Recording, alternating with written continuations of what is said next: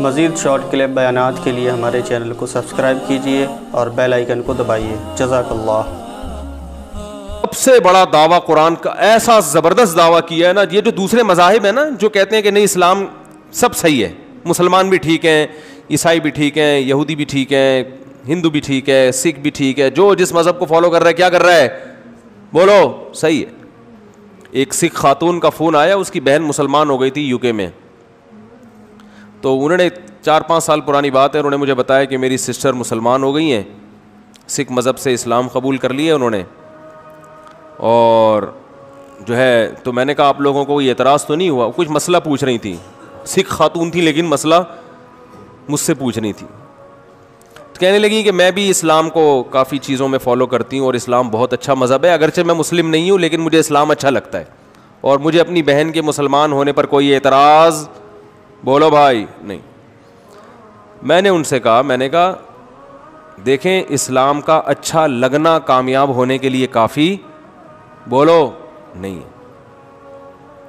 اس بات پہ آخرت میں بخشش نہیں ہوگی کہ آپ کو اسلام۔ اب ان باتوں سے نا غیر مسلم کہتے ہیں مسلمان بڑے متشدد ہوتے ہیں، ہم ان کے مذہب کی تعریف کر رہے ہیں پھر بھی یہ ہمیں جنت میں لے جانے کے لائق نہیں سمجھتے۔ ہم تو کہہ رہے ہیں کہ اتنے اچھا مذہب ہے، اتنی اچھی تعلیمات ہیں۔ او بھائی بات یہ ہے کہ یہ اسلام مولانا کا مولوی کا مذہب نہیں ہے، یہ کس کا دین ہے؟ یہ تو اللہ کا دین ہے۔ اللہ نے دو ٹوک الفاظ میں بیان کر دیا ہے کہ اسلام کو اچھا سمجھنا کافی نہیں ہے، تمہیں اسلام میں مکمل داخل ہونا پڑے گا۔ جب اچھا ہے تو مانتے کیوں نہیں ہو، قبول کیوں نہیں کرتے ہو؟ وَمَن يَبْتَغِ غَيْرَ الْإِسْلَامِ دِينًا فَلَن يُقْبَلَ مِنْهُ، اللہ فرماتے ہیں اسلام کے علاوہ کسی اور مذہب کو اگر اختیار کرو گے تو بے شک اسلام کی تعریفیں کرتے رہو، اللہ فرماتے ہیں قبول نہیں ہوگا، آخرت میں خسارے والوں میں سے ہو گیا۔ عملاً اسلام کو قبول کرنا پڑے گا، داخل ہونا پڑے گا اسلام میں۔ تو اتنا سخت اسلام نے موقف کیوں رکھا ہے؟ اصل میں سوال، میرے بیان میں سوال لمبا ہوتا ہے، جواب بعض دفعہ یہ نوٹ کیا ہوگا تھوڑا ہوتا ہے، اس لیے کہ سوال سمجھانا یہ مشکل کام ہوتا ہے، اور سمجھانا تو اتنا مشکل نہیں، اس کو کھوپڑی میں بٹھا دینا یہ تھوڑا زیادہ مشکل کام ہوتا ہے کہ بھئی کیوں اسلام نے بالکل بھی لچک نہیں رکھی۔ ہاں دنیا میں اسلام نے یہ لچک رکھی ہے کہ کسی کو زبردستی مسلمان نہیں کیا جا، اسلام ساری آخرت کی دھمکیاں دے رہا ہے، دنیا کی نہیں دے رہا کہ جو اسلام قبول نہیں کرے گا، ایسا نہیں ہے قرآن میں کہ جو اسلام قبول نہیں کرے گا اس کی گردن اڑا دیں گے ہم، ایسا نہیں ہے۔ جو اسلام قبول نہیں کرے گا اس سے مسلمان تجارت بند کر دیں گے، ایسا بھی بولو کچھ نہیں ہے۔ جو اسلام قبول نہیں کرتا اس سے اچھا سلوک کرنے کی تمہیں اجازت نہیں ہے، ایسا بھی قرآن میں کہیں نہیں ہے۔ نبی صلی اللہ علیہ وسلم نے یہودیوں کو ہدیے بھیجے ہیں، اور جو یہودی رشتہ دار تھے آپ صلی اللہ علیہ وسلم کی زوجہ سے، ان کو آپ نے ان سے صلہ رحمی کا حکم دیا کہ بھئی یہودی ہیں مگر رشتہ دار ہیں، بلڈ ریلیشن ہے۔ قرآن نے کہا والدین اگر کافر ہوں، پکے مشرک ہوں، تمہیں زبردستی شرک پر مجبور کرتے ہوں، پھر بھی دنیا میں تم نے ان سے اچھا سلوک کرنا ہے، غیر مسلم بھی ہوں چونکہ والدین ہیں، پیرنٹس ہیں، احسان ہے، سلوک اچھا کرنا ہے ان سے۔ بات آ رہی ہے سمجھ میں کہ نہیں آ رہی ہے؟ لیکن آخرت کے بارے میں قرآن نے صاف کہہ دیا کہ آخرت میں ان کا کوئی حصہ نہیں ہے، یہاں تک بتا دیا اعمالہم کرماد اشتدت بہ الریح فی یوم عاصف، فرمایا ان کے اچھے اعمال کی مثال راکھ کے اس ڈھیر کی طرح ہے، ہوا کا ایک جھونکا پورے ڈھیر کو سیکنڈوں میں اڑا کے ختم کر دیتا ہے۔ جب ہم کاغذ یا لکڑی جلاتے ہیں، جلا جلا کے وہ کیا بن جاتی ہے؟ راکھ، بہت ہلکی ہوتی ہے، وہ پھونک مارو اڑ جائے گی۔ اب کہیں راکھ کا ڈھیر لگا ہوا ہے، دیکھنے میں تو بہت بڑا ہے لیکن پھونک مارنے کی دیر ہے۔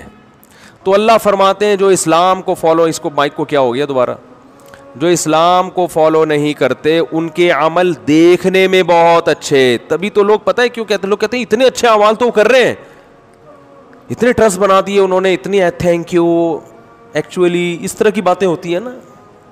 ہمارے یہاں بات گالی سے شروع ہوگی، درمیان میں پیار سے گالی، آخرت میں پھر غصے میں گالی۔ جو ماحول چل رہا ہے, ادھر تھینک یو سے بات شروع ہو رہی ہے اور تھینک یو پہ ختم. ہمارے ہاں اونٹنی کا دودھ سر پہ کھڑے ہو کے بھی آپ کو خالص نہیں مل رہا. مجھے تو اونٹنی پہ شبہ ہو گیا تھا کہ یہ زیبرا تو نہیں ہے کہیں, اس کو کلر کر کے اونٹنی بنایا. وہ اتنے کرپشن ہے. اسلام کے علاوہ اسلام کسی اور کو ماننے کے لیے تیار نہیں ہے, اور کہہ رہے ان کے اعمال کی مثال ہے راکھ کا ڈھیر. کیوں اتنا بڑا دعویٰ کر رہا ہے؟ سوال میں یہ سارا ٹائم لگ گیا. بھائی اصل میں بڑا دعویٰ جب کیا جاتا ہے جب اس کی دلیل اتنی مضبوط ہو کہ اس دلیل میں 2 اور 2 4 کی طرح جواب آتا ہو اس کا. ورنہ اتنے بڑے بڑے دعوے کر کے انسان انجینئر کی طرح کیا ہو جاتا ہے, پھنس جاتا ہے. بات آ رہی ہے سمجھ میں؟ ورنہ کیا ہو جاتا ہے انسان, کنی کترانے لگتا ہے. تو اسلام نے جو اتنا بڑا دعویٰ کیا نا, اس دعوے کے برحق ہونے کی اسلام کے پاس بولو دلیل ہے. وہ دلیل کیا ہے؟ کہ اسلام کہتا ہے کہ جو لا, جو قوانین اللہ نے بتائے ہیں جن کو فالو کیے بغیر نجات ممکن نہیں ہے, ان قوانین کی ٹکر میں دوسرا کوئی قانون لے کر آؤ. تم کوئی ضابطۂ حیات لے کر آؤ جو اس کے مقابلے میں ٹھہر سکے. کسی کے پاس بولو ہے ہی نہیں, کسی بھی معاملے میں نہیں ہے. تو میں نے جو آیت پڑھی تھی نا, اس میں 2 چیزوں کو صرف فوکس کیا تھا. دیکھیں, عبادت دنیا کے ہر مذہب میں ہوتی ہے اور کسی کو کسی کی عبادت پہ کوئی اعتراض نہیں ہوتا. ہندو مندر میں جاتے ہیں, مسلمانوں کا اعتراض ہوتا ہے؟ بولو نا. مسلمان مسجد میں آتے ہیں, ہندوؤں کا اعتراض ہوتا ہے, امریکہ کو اعتراض ہوتا ہے, جاپان کو کوئی اعتراض ہے. بلکہ جو ان میں اچھے پڑھے لکھے لوگ ہیں وہ اور اپریشیٹ کرتے ہیں, چلو یار اچھا ہے, ہم نہیں اپنے مذہب کو فالو کر رہے, تم تو کم از کم کر رہے ہو. اسلام کی جو لڑائی ہے نا اصل میں وہ 2 چیزوں میں ہے اس وقت پوری دنیا سے. 2 چیزوں میں لڑائی ہے. کتنی چیزوں میں؟ جس میں اسلام اور دنیا کے دیگر تمام مذاہب اور تمام قومیں آ کے ایک میدان میں آمنے سامنے کھڑی ہو گئی ہیں. 2 چیزوں میں. جن چیزوں کا آخرت سے تعلق ہے اس میں کوئی آپ سے لڑنے کے لیے تیار نہیں ہے. وہ کہتے ہیں بھائی جس کا آخرت پہ یقین ہوگا تو کر لے, نہیں ہے تو نہیں کرے. لیکن 2 چیزیں ایسی ہیں جن 2 چیزوں کا تعلق آخرت سے نہیں ہے بلکہ اس کا رزلٹ فوراً دنیا میں نظر آتا ہے. ایک اسلام میں جو حیا, پردہ, مرد اور عورت کا اختلاط, اس کی اسلام اجازت نہیں دیتا. یہ پوری دنیا اس میں اسلام کے مقابلے میں آ کے کھڑی ہو گئی ہے. دینی و اصلاحی بیانات کے لیے ہمارے چینل کو سبسکرائب کیجیے اور بیل آئیکن کو دبائیے. جزاک اللہ.